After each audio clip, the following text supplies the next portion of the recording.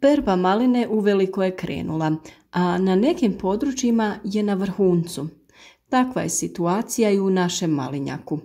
Ulazimo u drugu polovinu berbe i nastojimo održati biljke zdravima i dobiti što veću količinu i što bolji kvalitet.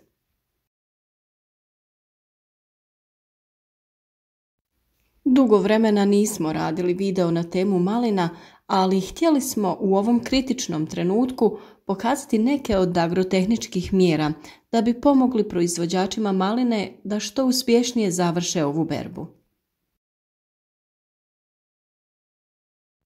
Inače, stanje u malinjacima nije baš na zavidnom nivou. Rijetki su malinjaci bez bolesti sa dobro razvijenim rodnim granama. Razlog tome su bolesti u predjelu korijena ili gornje stabljike koje se vuku još od prošlih godina. Nažalost, težak i mukotrpan posao je vratiti malinu u formu, a najčešće za to trebaju 2 godine borbe. Mi smo donekle uspjeli oporaviti malinu od posljedica prošlogodišnje suše i bolesti koje su se kasnije pojavile. Pravovremenim tretmanima maline fungicidima u jesen i u proljeće očistili smo malinjak od didimele, a nakon analize uradili smo korekciju pH vrijednosti zemljišta. Dovesti malinu u dobro zdravstveno stanje nije teško, ali je potreban velik trud. Pored liječenja maline potrebno je puno truda da se malina dobro nahrani i da iznese što veći urod.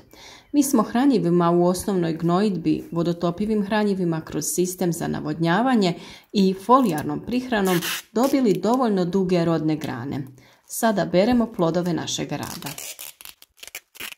Za olakšanje berbe koristimo se plastičnim košaricama za voće koje vežemo oko struka. Na ovaj način branje je puno brže i efikasnije. Jednostavno ojačamo korpicu sa selotejp trakom da ne puca, te na 2 strane probijemo rupe kroz koje provlačimo špagu. Bušenje rupa smo radili lemilicom, a može se probiti i bušilicom ili nekim oštrim predmetom. Berba maline na ovaj način je dosta brža jer se koristimo sa 2 ruke, a maline se ne rasipaju iz korpica.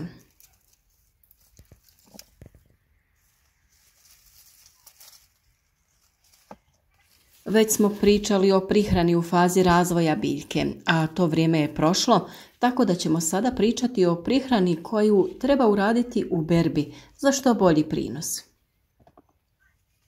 Sve ostale videe o malinama i drugom voću i povrću možete naći na našem kanalu. Da bi podržali naš rad, ostavite nam komentar, lajkajte video i pretplatite se klikom na subscribe. A ako želite da dobivate obavijesti o svakom novom videu koji objavimo, kliknite i na zvonce. Iako je berba u toku, može se biljci pomoći da što bolje ispuni plodove, te da se na taj način dobije veća količina maline.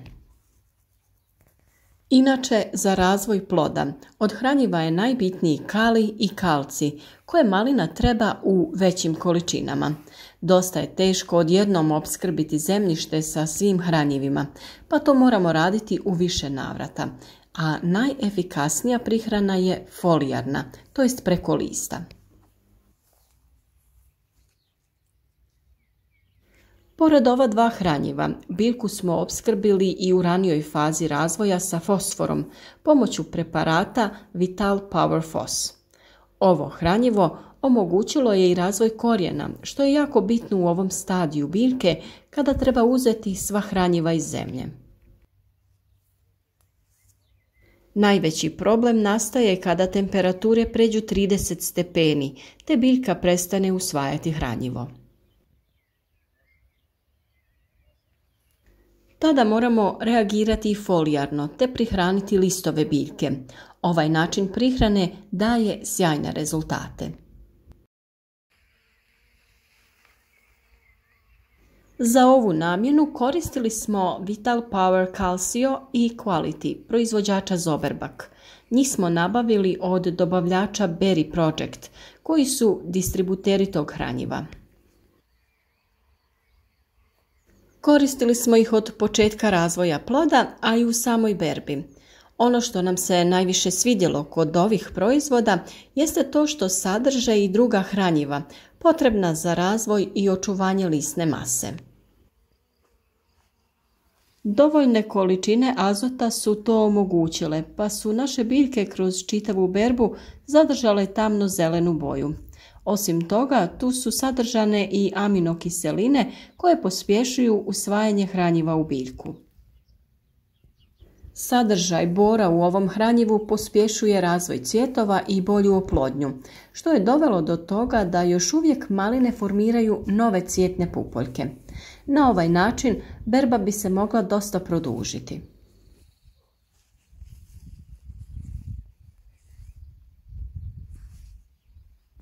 Sorta maline koju mi uzgajamo je Fertodi. Ova malina je dosta rodna i ima velik broj plodova. Često na društvenim mrežama se priča kako je ta sorta maline dosta sitna, međutim to nije uvijek tako. Pravilnom njegom i kvalitetnom prihranom može se dobiti dosta krupan plod. Prinosi ove sorte bi trebali biti preko 20 tona po hektaru. Naravno, to vrijedi za zdrave i dobro njegovane biljke.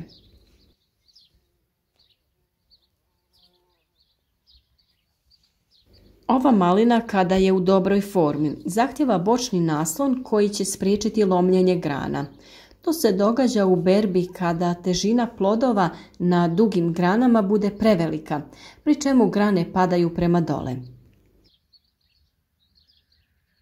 Veći problemi nastaju kada grane sa vrha padnu na donje grane, što dovede da se sve grane polome do zemlje.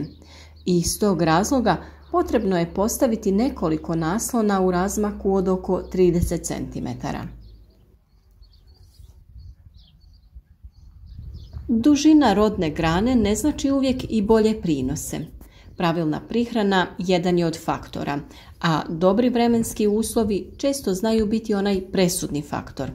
U zadnjih nekoliko godina, ili na početku berbe ili u drugoj polovini berbe, dođe do sušnog i vrlo vrućeg vremenskog perioda koji nanese velike štete na malini.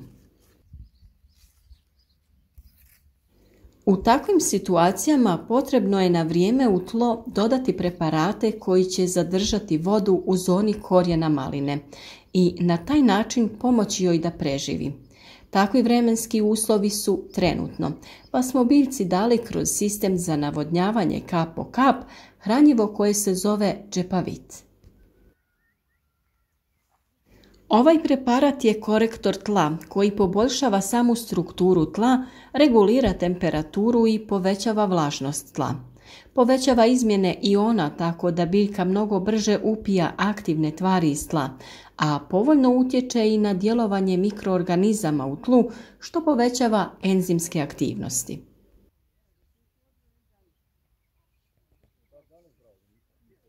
Svi ti proizvodi koje smo koristili doveli su do toga da naša malina daje odličan urod koji se može vidjeti i na vagi.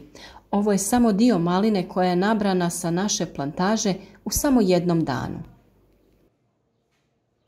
Kvalitet ove maline je prva klasa, a novac uložen u kvalitetna hranjiva sigurno će se višestruko isplatiti.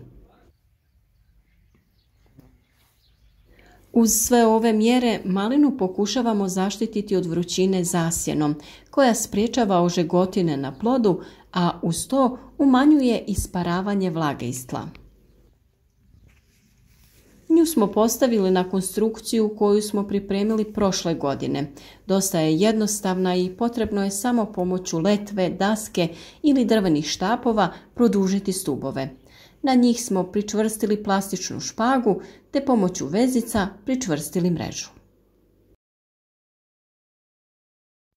Danas to izgleda ovako. Na vrijeme smo reagirali i zaštitili malinu od prejakog sunca i omogućili da se berba privede kraju. Ove mjere bi preporučili svim proizvođačima maline, jer sama investicija i nije velika ako se pogleda koliko je koristi od nje. Prinosi su veći, a kvalitet plodova je neupitno bolji. Na cijene maline koje bi mogle biti jako dobre, ova investicija je lako isplatljiva.